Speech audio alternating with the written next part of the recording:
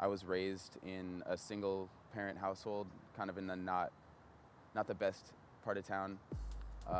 So I kind of had to make something out of nothing, and art was kind of the first approach that I could take in expressing myself that was like easily accessible and kind of something I could do on my own that didn't have the constructs of like your traditional like sport or activity that, you know, people do in groups, which is something that I never really found was like a conducive outlet for me and my personality to thrive. As a young child, I don't remember really being very good at anything. I was very bad at playing football. I was very bad at playing computer games, but I loved them. Then when I was 14 years old, I found my father's old guitar in the attic and started learning to play it. It was around that time I'd made some new friends who really liked listening to music. You know, we'd sit around and listen to CDs and tapes. We'd go out to second-hand stores and buy music every Saturday, take it home, you know, read the booklets that were in the CDs. We just lived and breathed the music. And one day I thought, I'd love to see if it's possible to play this stuff on a guitar. And after about 3 or 4 months, I realized it definitely was. So I saved up some money and asked my parents for help, got my first electric guitar and never stopped.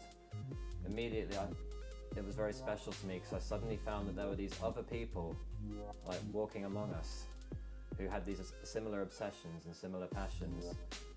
Well, everything started with Star Wars. You can talk to a million guys that works in comic books. Star Wars was the first thing that we all kind of appreciated and look up to.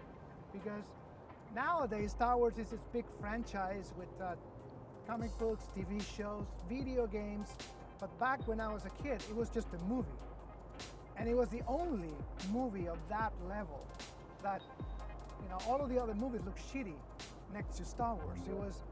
It's hard to explain to younger people now what Star Wars was. It wasn't just a movie.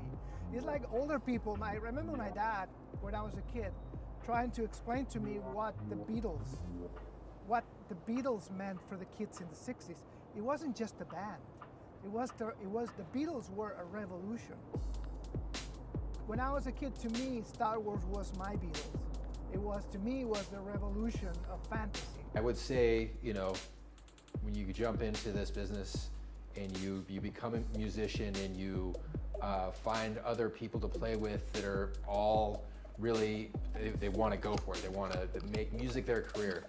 And my biggest piece of advice to any kid that's doing it is find something that is unique to you. It could be anything. There's only a few spots that you know, a few places that you can achieve like really big things.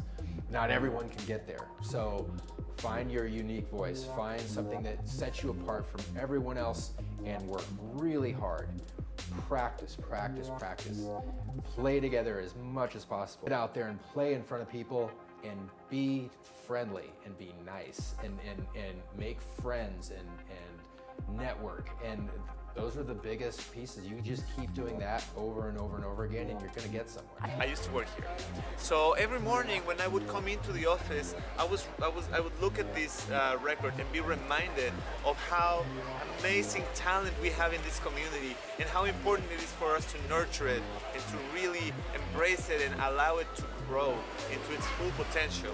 One of the artists who was doing the restoration of this mural last year, Cookie Gonzalez, that we already mentioned, was painting this wall, and he told us this story that he used to come and tag the bathrooms of the Mission Cultural Center until one of the former directors stopped him and he grabbed him and told him, look, I could send you to jail right now. I could call the cops on you and you would go to jail, to juvenile. But I offer you another deal. Why don't you enroll in one of the arts classes and start coming and start learning about this? And he did. And through doing that, Cookie told us they saved his life. This is work by David Noe. he was born with a birthmark, a big noticeable birthmark across his face.